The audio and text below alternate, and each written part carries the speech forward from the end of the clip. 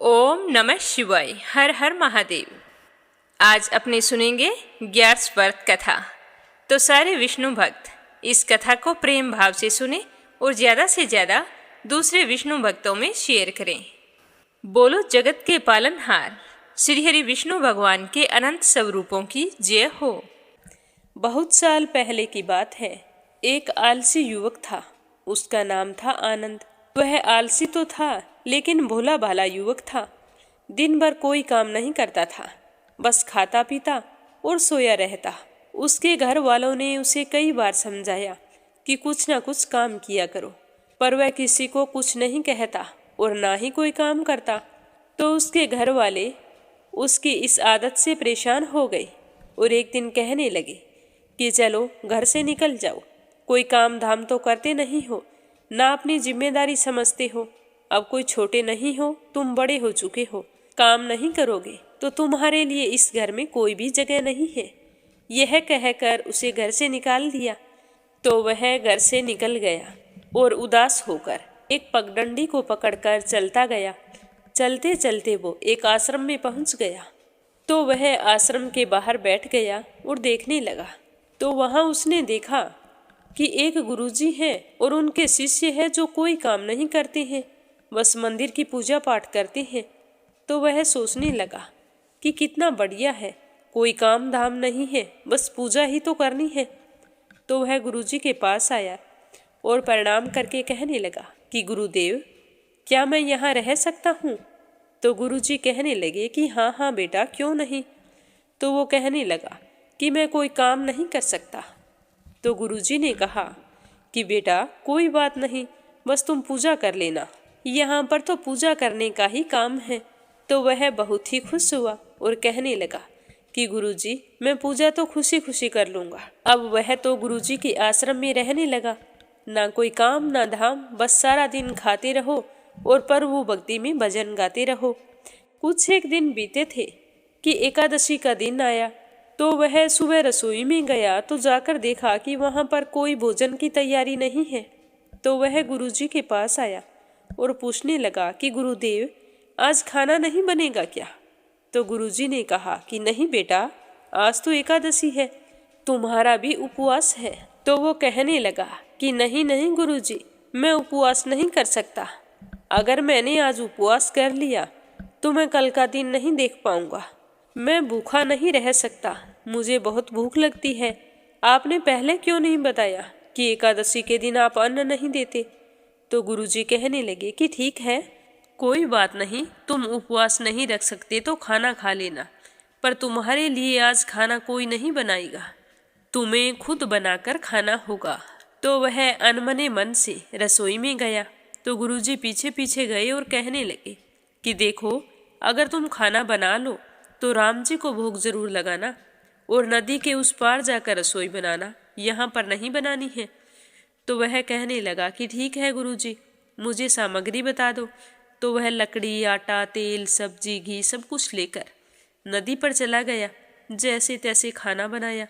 खाना बनाते ही उसे याद आया कि गुरुजी ने कहा था कि राम जी को भोग लगाना है। तो वह इस तरह से कहने लगा कि आओ मेरे राम जी, भोग लगाओ राम जी, प्रभु राम आइए, श्री राम आइए, मेरे भोजन का भोग लगाइए। पर वहां पर तो कोई नहीं आया। तो वह तो बेचैन हो गया और भूख के मारे बुरा हाल हो रहा था और राम जी आ नहीं रहे थे। तो वह भोला आदमी बेचारा कुछ जानता नहीं था कि प्रभु साक्षात नहीं आते हैं। वह तो सोच रहा था कि साक्षात श्री राम आएंगे और भोग लगाकर चले जाएंगे। काफी देर प्रतीक्षा करने के बाद में जब राम जी नहीं आए तो वह कहने लगा कि प्रभु राम जी, मैं समझ गया हूँ कि आप क्यों नहीं आ रहे हैं। मैंने रूखा सूखा बनाया है ना, और आपको तो तर माल खाने की आदत है, इसीलिए नहीं आ रहे। तो ध्यान से सुनो प्रभु जी, आज वहाँ पर कुछ भी नहीं बना है। सबको एकादशी चढ़ी है, सबने एकादशी का व्रत रखा है। अगर आपको भोग लगाना है तो यही भोग खाना होगा। तो भगवान श्री राम अपने भक्त की सरलता पर बड़े ही मुस्कुराए और माता सीता के साथ वहां पर प्रकट हो गई। यह देखकर भक्त हैरान था कि गुरुजी ने तो कहा था कि राम जी आएंगे, पर यहाँ तो सीता माता भी साथ आई हैं। मैंने तो भोजन 2 लोगों का बनाया है। चलो कोई बात नहीं, आज इन्हें खिला देता हूँ। यह सोचकर उसने माता सीता और भगवान श्री राम को भोग लगा दिया। तो वे दोनों बड़े ही प्रेम पूर्वक भोजन करने लगे और फिर चले गए। तो वह भोला भक्त कहने लगा कि प्रभु, मैं तो आज भूखा ही रह गया। चलो कोई बात नहीं, आप दोनों के दर्शन हुए, मुझे बहुत अच्छा लगा। अगली बार एकादशी पर ऐसा मत करना, पहले ही बता देना कि आप कितने सदस्य आ रहे हों। और हाँ, आज की तरह इंतजार मत करवाना, थोड़ी जल्दी आ जाना। तो राम जी अपने भक्त की बात पर बड़े ही मुदित हो रहे थे और मन ही मन उसे आशीर्वाद भी दे रहे थे। ऐसा करते करते अगली एकादशी आई, पर वह तो सब कुछ भूल गया था। वो तो सोच रहा था कि प्रभु ऐसे ही आते हैं और भोग ग्रहण करते हैं। तो एकादशी आई तो उसने गुरुजी से कहा कि मैं अपना खाना बनाने जा रहा हूँ, अब की बार थोड़ा ज़्यादा अनाज देना, वहाँ 2 लोग भोजन करने आते हैं। तो गुरुजी मन ही मन मुस्कुराए और कहने लगे कि ये तो भूख के मारे बावला हो गया है। चलो कोई बात नहीं, आज सामग्री थोड़ी ज़्यादा ले जाना। तो वह सारा सामान लेकर नदी के तट पर चला गया। अब की बार उसने 3 लोगों का भोजन बनाया और फिर से गुहार लगाई कि प्रभु श्री राम आओ, सीता मैया को साथ लाओ, मेरे साथ भोजन का भोग लगाओ। तो प्रभु की तो महिमा सदा से ही निराली है। उन्हें अपने भक्तों के साथ कौतुक करने में बड़ा ही मजा आता है। तो इस बार वे अपने भाई लक्ष्मण, भरत, शत्रुघ्न और हनुमान जी को साथ लेकर वहां पर उपस्थित हो गए। तो भक्त को तो यह देखकर चक्कर आ गया। सोचने लगा कि यह क्या हुआ, एक का भोजन बनाया तो 2 आए, 2 का बनाया तो पूरा खानदान आ गया। लगता है आज भी मुझे भूखा ही रहना पड़ेगा। सबको भोजन परोस दिया और खुद बैठा बैठा देखता रहा। तो अनजाने ही उसकी भी एकादशी हो गई। फिर अगली एकादशी आने से पहले गुरुजी से कहा कि गुरुजी, ये आपके प्रभु श्री राम अकेले क्यों नहीं आते? हर बार कितने सारे लोगों को ले आते हैं, इस बार अनाज ज़्यादा देना। तो गुरुजी सोचने लगे कि कहीं ये अनाज बेचता तो नहीं है, पीछे जाकर देखना पड़ेगा। और कहा कि तुम भंडार में जाकर जितना चाहिए अनाज ले जाओ। तो वह खूब सारा अनाज लेकर चल पड़ा और स्वयं उसके पीछे पीछे चल पड़े, यह देखने के लिए कि यह अनाज ले जाकर करता क्या है। तो इस बार वह भोला आदमी सोच रहा था कि खाना पहले से नहीं बनाऊंगा, पता नहीं कितने लोग आ जाएं, पहले बुला लेता हूँ और फिर ही बनाऊंगा। तो उसने फिर आवाज लगाई कि प्रभु श्री राम आओ, मेरे भोजन का भोग लगाओ। तो सारा राम दरबार वहां पर उपस्थित हो गया। इस बार तो हनुमान जी भी साथ आए थे, लेकिन आकर देखने लगे कि प्रसाद तो तैयार ही नहीं है। तो वह राम परिवार को देखकर कहने लगा कि प्रभु, इस बार मैंने भोजन नहीं बनाया है। तो प्रभु श्री राम कहने लगे कि क्यों, तुमने भोजन क्यों नहीं बनाया? तो वह कहने लगा कि मैं हमेशा पहले बना लेता हूँ, मुझे इसका क्या फायदा होता है? 1 का बनाऊं 2 आते हो, 2 का बनाऊं 4 आते हो। आज ऐसा करो, आप ही बनाओ और आप ही खा लो। तो राम जी मुस्कुराने लगे। सीता माता भी बहुत ही खुश हुई। उस भोले भाले व्यक्ति की बात सुनकर वो गदगद हो उठे। तो लक्ष्मण जी कहने लगे कि भैया अब क्या करें? तो प्रभु कहने लगे कि भक्त की इच्छा है, पूरी तो करनी ही पड़ेगी। तो चलो सारे मिलकर भोजन तैयार करते हैं। तो लक्ष्मण जी ने लकड़ी उठाई, सीता माता आटा गूंथने लगी और वह भोला भक्त एक तरफ बैठकर उनको देखता रहा। माता सीता ने रसोई बनाई और कई ऋषि मुनि यक्ष गंधर्व प्रसाद लेने के लिए आने लगे। इधर गुरुजी ने देखा कि खाना तो बना ही नहीं, भगत तो एक कोने में बैठा है। तो पूछने लगे कि बेटा क्या बात है, खाना क्यों नहीं बनाया? तो गुरुजी को देखकर वो कहने लगा कि अच्छा हुआ गुरुजी आप आ गए, देखिए कितने सारे लोग आते हैं प्रभु जी के साथ। तो गुरुजी कहने लगे कि मुझे तो कुछ भी दिखाई नहीं दे रहा तुम्हारे और अनाज के सिवा। तो गुरुजी की बात सुनकर भोले भक्त ने अपना माथा पकड़ लिया और कहने लगा कि एक तो इतनी मेहनत से सामान यहाँ लेकर आता हूँ, भोजन बनाता हूँ और सारा का सारा खाकर चले जाते हैं। आज मैंने इन सबको काम पर लगा दिया है तो आपको दिखाई नहीं दे रहा। तो मेरे तो एक से बढ़कर एक मुसीबत आ रही है। आप ही बताइए कि मैं क्या करूं। जब यह सब कुछ मुझे दिख रहा है तो आपको दिखाई क्यों नहीं दे रहा? फिर वह प्रभु से कहने लगा कि प्रभु जी, आप मेरे गुरुजी को दिखाई क्यों नहीं दे रहे? आप इन्हें बताओ कि तीसरी एकादशी है, आप मुझे भूखा रख देते हो। तो प्रभु कहने लगे कि मेरे भोले भक्त, मैं उन्हें तो दर्शन नहीं दे सकता। तो वह हैरानी से कहने लगा कि उन्हें दिखाई क्यों नहीं दे सकते? वे तो बड़े पंडित हैं, ज्ञानी हैं, विद्वान हैं, उन्हें तो बहुत कुछ आता है, उनको दिखाई क्यों नहीं देते? अगर उन्हें दर्शन नहीं दिए तो वो सोचेंगे कि मैं झूठ बोल रहा हूँ। तो उसकी बात सुनकर भगवान श्री राम कहने लगे कि तुम ठीक कह रहे हो, उन्हें सब कुछ आता है, पर वे तुम्हारी तरह सरल नहीं है, इसीलिए मैं उनको दर्शन नहीं दे सकता। तो गुरुजी खड़े खड़े यह सब कुछ सुन रहे थे। सुनकर कहने लगे कि बेटा, तुम किससे बात कर रहे हो? तो वो कहने लगा कि गुरुजी, प्रभु तो कह रहे हैं कि आप सरल नहीं हैं, इसीलिए आपको दर्शन नहीं दूंगा। तो भक्त की बात सुनते ही गुरुजी तो रोने लगे और कहने लगे कि वाकई मैंने सब कुछ पाया है, पर मैं तुम्हारी तरह सरलता नहीं पा सका, और प्रभु तो हमेशा उन्हीं को दर्शन देते हैं जिनका मन सरल होता है। यह कहते हुए गुरुजी ने अपने भोले शिष्य को गले से लगा लिया। तो इस तरह गुरुजी को पश्चाताप करते हुए देखकर प्रभु वहां पर प्रकट हो गए और गुरुजी को दर्शन दिए। तो इसी तरह एक भोले भक्त की वजह से गुरुजी ने भगवान श्री राम के दर्शन किए, और उसी भोले भक्त के कहने पर प्रभु ने रसोई भी बनाई। तो हर मनुष्य को सरल और सच्चा होना चाहिए। अब अपने सुनेंगे राजा वीर बाहु के पूर्व जन्म का वृतांत और एकादशी व्रत व उसके उद्यापन के बारे में। श्री भगवान जी कहते हैं कि हे ब्राह्मण, काम्पिल्य नगर में वीरबाहु नाम से एक प्रसिद्ध राजा हुआ करते थे। वे सत्यवादी, क्रोध पर विजय प्राप्त करने वाले, ब्रह्मज्ञानी तथा मेरे भगत थे। उनका स्वभाव बड़ा ही दयालु था। वे वैष्णवों के भगत थे और मेरी कथा सुनने में हमेशा रुचि रखते थे। दानी, विद्वान, क्षमाशील, पराक्रमी, जितेंद्रिय तथा अपनी स्त्री से स्नेह रखने वाले थे। उनकी पत्नी पतिव्रता, परम साध्वी तथा मेरी भक्ति में तत्पर रहने वाली थी। अपनी उस रानी के साथ वे समूची पृथ्वी का पालन करते थे।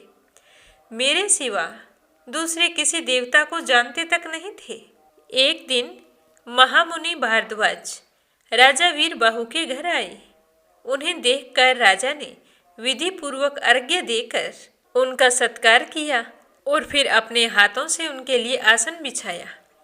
बड़ी भक्ति से प्रणाम करके मुनि के सामने खड़े होकर कहने लगे कि हे मुनिवर, आज तो मेरा जन्म सफल हो गया है।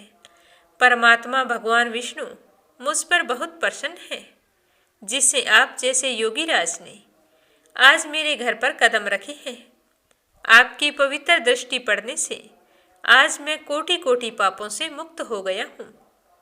तो राजा की बात सुनकर भारद्वाज मुनि कहने लगे कि हे राजन, तुम भगवान विष्णु के भक्त हो। उत्तम प्रजाओं से युक्त वह धरती धन्य है जिसकी तुम रक्षा करते हो।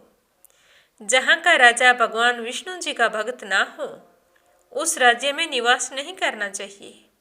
मैं तो तभी यहाँ पर आया हूँ क्योंकि तुम भगवान श्री हरि के भक्त हो। जंगल और तीर्थ में निवास करना अच्छा है, परंतु वैष्णवहीन राज्य में रहना कभी श्रेष्ठ नहीं होता। जहाँ भगवान के भक्त राजा इस पृथ्वी का शासन करता है, उस पाप शून्य राज्य को बैकुंठ मानना चाहिए। जैसे मंत्रहीन आहुति, मरे हुए बछड़े वाली गाय का दूध, 10वीं विद्या एकादशी, लंबे लंबे केस रखने वाली विधवा तथा स्नान के बिना व्रत, ये सब कभी श्रेष्ठ नहीं माने जाते हैं। उसी प्रकार बिना विष्णु भक्त का राज्य भी अच्छा नहीं होता। हे राजन, मैंने जो तुम्हारी ओर देखा है उससे मेरी दृष्टि सफल हो गई है, और जो तुम्हारे साथ वार्तालाप करती है वह वाणी भी आज मेरी सफल हो गई है। तुम भगवान विष्णु के भजन में तत्पर रहने वाले परम पवित्र राजा हो। मैंने तुम्हारा दर्शन कर लिया है। तुम्हारा कल्याण हो। तुम हमेशा सुखी रहो। अब मैं यहाँ से जाना चाहता हूँ। आप मुझे आज्ञा दें। तो उसी समय महारानी कांतिमती ने आकर मुनि श्रेष्ठ भारद्वाज जी को प्रणाम किया। तब मुनिवर ने उन्हें आशीर्वाद देते हुए कहा कि हे देवी, तुम सौभाग्यवती और पतिव्रता रहो और भगवान विष्णु में तुम्हारी अविचल भक्ति हो। उसके बाद राजा ने पूछा कि हे मुनि श्रेष्ठ, मैंने पूर्व जन्म में कौन सा पुण्य किया है जिससे मुझे अकंटक राज्य, गुणवान पुत्र, मुझ में ही मन लगाए रखने वाली परम सुंदरी और भगवान की भक्त पत्नी की मुझे प्राप्ति हुई है। हे मुनि, मैं कौन था और यह मेरी अर्धांगिनी कौन थी? तो राजा की बात सुनकर भारद्वाज जी ने कहा कि हे राजन, तुम पूर्व जन्म में जीव हिंसा परायण शूद्र थे, नास्तिक, दुराचारी, पर स्त्रीगामी, कृतघ्न, उदंड और सदाचार शून्य थे। परंतु तुम्हारी जो यह पत्नी है, यह पूर्व जन्म में तुम्हारी ही पत्नी थी। इसके लिए मन, वाणी और क्रिया द्वारा सेवन करने योग्य तुम्हारे सिवा दूसरा कोई नहीं था। यह पतिव्रता नारी निरंतर तुम्हारी सेवा में ही लगी रहती थी। तुम पाप कर्मी थे, इसीलिए मित्रों ने तुम्हारा साथ छोड़ दिया, भाई बंधुओं ने तुम्हें त्याग दिया। तुम्हारे पूर्वजों ने जो धन इकट्ठा करके रखा था, वह सब नष्ट हो गया था। सारा धन नष्ट हो जाने पर तुम्हें भोग की अभिलाषा त्यों की त्यों बनी रही। तुम कोई काम नहीं लगे। पूर्व कर्मों के परिणाम से तुम्हारी खेती भी चौपट हो गई। अब तुम्हारी हालत बड़ी ही दयनीय थी। उस दशा में सबने तुम्हें छोड़ दिया, पर तुम्हारी पत्नी ने तुम्हारा साथ नहीं छोड़ा। तुम्हारी पत्नी प्रतिदिन क्षीणकाय होती हुई भी तुम्हें नहीं छोड़कर गई। सब ओर से विफल मनोरथ होकर तुम निर्जन वन में चली गई और वहां अनेक प्रकार के जीवों को मारकर अपना पोषण करने लगी। इस प्रकार रहते हुए तुम्हें बहुत वर्ष बीत गए। एक दिन की बात है, एक महामुनि रास्ता भूलकर वहां से जा रहे थे। वे श्रेष्ठ ब्राह्मण थे और उनका नाम था देव शर्मा। उन्हें दिशा का ज्ञान भी नहीं था। वे भूख और प्यास से अत्यंत पीड़ित होकर दोपहर के समय वन में अचेत होकर गिर पड़े। तो उस दुख से पीड़ित ब्राह्मण को देखकर तुम्हारे मन में दया उत्पन्न हो गई। वे बूढ़े ब्राह्मण थे, तुमसे अपरिचित थे, तो भी तुमने उनका हाथ पकड़कर उन्हें उठाया और कहा कि हे ऋषिवर, तुम कृपया करके मेरे आश्रम पर चलो। वहाँ जल से भरा हुआ सरोवर है, जो कमलों के समुदाय से सदा सुशोभित रहता है। वह आश्रम सुंदर फलों फूलों से मनोहर और वृक्षों से घिरा हुआ है। वहाँ ठंडे जल में स्नान करके नित्य कर्म करना, उसके बाद फल खाना, शीतल जल पीना। जब देव शर्मा ब्राह्मण को थोड़ा थोड़ा होश आया, तो वे शूद्र का हाथ पकड़कर जलाशय के समीप चले गए। वहाँ सरोवर के तट पर एक पेड़ की छाया में बैठ गए। फिर विधि पूर्वक स्नान किया। देवताओं और पितरों का तर्पण करने के पश्चात भगवान विष्णु जी की पूजा की। फिर उस शीतल जल को ग्रहण किया और फिर पुनः उसी पेड़ के नीचे आकर विश्राम करने लगे। तब उस शूद्र ने अपनी पत्नी के साथ आकर मुनि को साष्टांग प्रणाम किया और बड़ी भक्ति से कहा कि हे ऋषिवर, आप हमारे अतिथि हैं और हम दोनों का उद्धार करने के लिए यहाँ पधारे हैं। आपके दर्शन मात्र से हमारे सारे पापों का नाश हो गया है। यह कहकर उसने अपनी पत्नी से कहा कि हे प्रिय, इन ब्राह्मण देवता के लिए तुम स्वादिष्ट, कोमल, सरस, पके हुए तथा प्रिय लगने वाले फल लेकर आओ। तो ब्राह्मण कहने लगे कि बेटा, मैं तुम्हें नहीं जानता हूँ। पहले तुम अपनी जाति और कुल का परिचय दो कि तुम कौन हो, क्योंकि बिना जाने किसी ब्राह्मण के यहाँ भी भोजन नहीं करना चाहिए। मुझे तो तुम्हारे बारे में कुछ पता भी नहीं है, तो मैं तुम्हारे यहाँ भोजन नहीं कर सकता हूँ। तो शूद्र कहने लगा कि हे द्विजश्रेष्ठ, मैं तो शूद्र हूँ, मेरे दुष्ट बंधुओं ने मुझे त्याग दिया है। जब वे दोनों इस तरह बात कर रहे थे, तभी शूद्र की पत्नी ने ब्राह्मण के आगे फल परोस दिए। तो ब्राह्मण ने उन फलों का भोजन किया और उसके बाद ठंडे जल को पीकर उनका चित्त बड़ा ही प्रसन्न हुआ और फिर वे वृक्ष के नीचे विश्राम करने लगे। शूद्र ने भी अपने घर जाकर अपनी पत्नी के साथ भोजन किया और फिर ब्राह्मण के समीप आकर कहा कि हे मुनिश्रेष्ठ, आप कहाँ से आए हैं और इस निर्जन वन में आपके आने का कारण क्या है? तो शूद्र की बात सुनकर ब्राह्मण कहने लगा कि हे महाभाग, मैं ब्राह्मण हूँ और प्रयाग जाना चाहता हूँ। अपरिचित मार्ग से चलकर इस भयंकर वन में आ गया हूँ। तुमने आज मुझे जीवन दान दिया है, इसीलिए मेरा यह जीवन तुम्हारा दिया हुआ है। अब मैं तुमसे बहुत ही प्रसन्न हूँ। बताओ मैं तुम्हारा क्या उपकार करूँ? तो शूद्र कहने लगा कि राजा भीम से सुरक्षित विदर्भ नगरी मेरा निवास स्थान है। मैं महाराष्ट्र प्रांत का रहने वाला हूँ। मेरी जाति शूद्र है। मैं सदा ही पाप में लगा रहा, अपने वर्ण धर्म को छोड़ दिया। फिर बंधुओं ने मुझे त्याग दिया और उसके बाद मैं इस वन में आ गया हूँ। यहाँ प्रतिदिन जीव हिंसा करके अपनी स्त्री के साथ जीवन निर्वाह करता हूँ। हे मुनिवर, अब इस पातक से मुझे अत्यंत खेद और वैराग्य हो गया है। हे प्रभु, मुझ पापी के ऊपर दया करो, इससे उद्धार का मुझे कोई रास्ता बताओ। हे ब्राह्मण देव, आप कृपया करके कोई ऐसा उपदेश दें जिसके प्रभाव से मैं और मेरी पत्नी यमराज के दर्शन ना करें। मैं भगवान विष्णु को छोड़कर और कुछ नहीं चाहता हूँ। तो देव शर्मा ब्राह्मण कहने लगे कि हे शूद्र, आज अचानक से तुम्हारे मन में भगवान विष्णु के प्रति ऐसी श्रद्धा जागी है, इससे तुम तीर्थ और व्रत को किए बिना ही करोड़ों पापों से मुक्त हो गए हो। आतिथ्य सत्कार और भक्ति से तुम्हें भगवान विष्णु का पद प्राप्त हुआ है। इस तरह कहकर देव शर्मा ब्राह्मण तीर्थराज प्रयाग को चले गए। इस तरह कहकर भारद्वाज जी कहने लगे कि हे राजन, तुमने जो कुछ पूछा था वह सब कुछ मैंने तुम्हें कह सुनाया है। तो यह सुनकर राजा कहने लगे कि हे ब्राह्मण देव, आप मुझे संपूर्ण एकादशी की उत्तम विधि का उपदेश दीजिए, जिससे भगवान विष्णु की प्रसन्नता प्राप्त हो। तो ऋषि कहने लगे कि हे राजन, मार्गशीर्ष आदि महीनों में सभी द्वादशी तिथियों को कल्याण में अखंड एकादशी व्रत का पालन करना चाहिए। दशमी को नक्त व्रत करें, एकादशी को दिन में और रात्रि में भी व्रत रखें और द्वादशी को पारण के रूप में केवल एक ही बार भोजन करना चाहिए। इसे अखंडा एकादशी कहते हैं।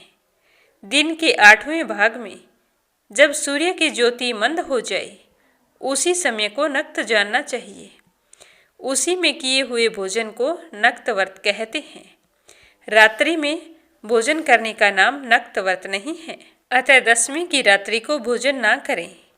कांस्य के बर्तन में भोजन उड़द, मसूर, चना, कोदो, साग, शहद, दूसरे का अन्न, दोबारा भोजन और मैथुन, इन 10 वस्तुओं को विष्णु भक्त मनुष्य को दशमी के दिन से ही त्याग देना चाहिए। बार बार जलपान, हिंसा, अपवित्रता, असत्य भाषण, पान चबाना, दांतुन करना, दिन में सोना, मैथुन सेवन, जुआ खेलना, रात में सोना और पतित मनुष्यों से बातें करना। विष्णु भक्त पुरुष को इन 11 बातों को एकादशी के दिन त्याग देना चाहिए।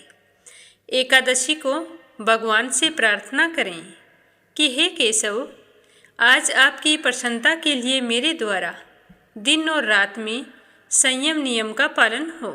मेरी सोई हुई इंद्रियों के द्वारा यदि स्वप्न में कुछ विकलता, भोजन या मैथुन की क्रिया हो जाए अथवा मेरे दांतों के अंदर यदि पहले से अन्न सटा हुआ हो, तो हे पुरुषोत्तम, इन सब बातों को क्षमा करना।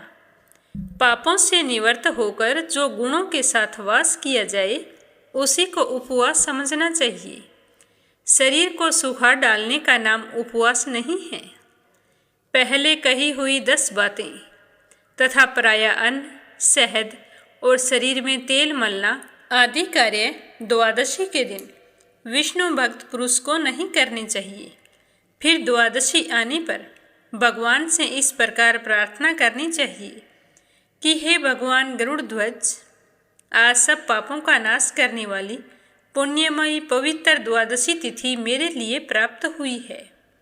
इसमें मैं अपने व्रत का पालन करूँगा। आप प्रसन्न होइए। उसके बाद ब्राह्मणों को भोजन करवाकर स्वयं भोजन करें। इस विधि से जब तक वर्ष की समाप्ति हो तब तक विद्वान पुरुष एकादशी व्रत करता रहे। वर्ष पूरा होने पर उसका उद्यापन करे। मार्गशीर्ष के शुभ शुक्ल पक्ष में एकादशी का उद्यापन किया जाता है।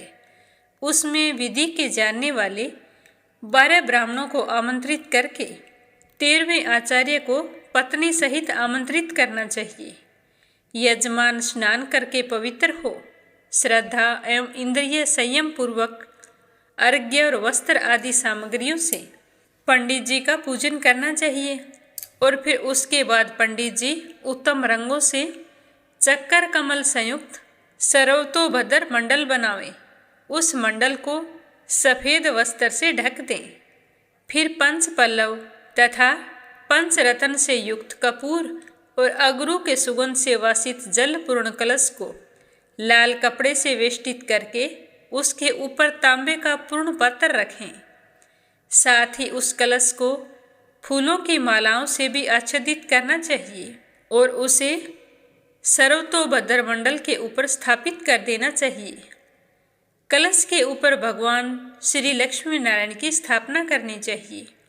उसके बाद सर्वतोभद्र मंडल में 12 महीनों के अधिपतियों की स्थापना करके अखंड व्रत की पूर्ति के लिए उनका पूजन करना चाहिए।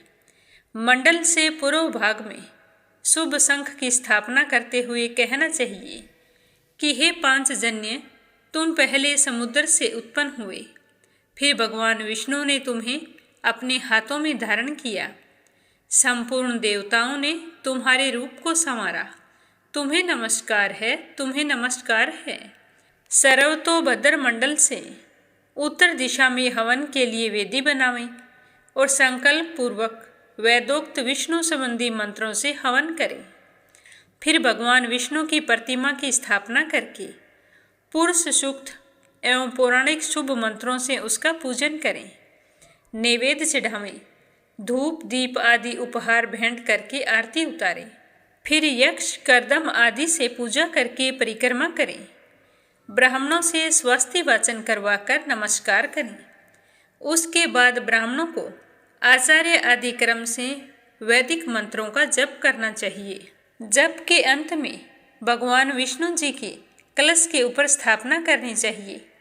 सुबह दिन निकलने पर हवन करना चाहिए।